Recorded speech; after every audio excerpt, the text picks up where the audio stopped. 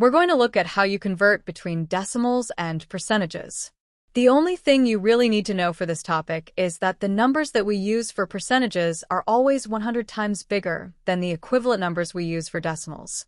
So to convert from a decimal into a percentage, we multiply by 100, and to get from a percentage to a decimal, we divide by 100.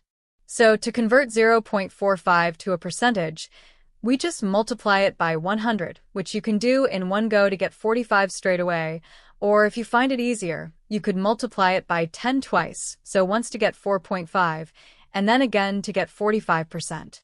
If we try the opposite and convert 28 to a decimal, we just divide 28 by 100, which again we can do in one step to get 0.28 straight away, or we can do in two steps and divide it by 10 twice, once to get 2.8, and then again to get 0.28. Let's try a couple more. For this first one, we need to convert 0.073 into a percentage. So because we're going from a decimal into a percentage, we're going to have to multiply our 0.073 by 100, which gives us 7.3%.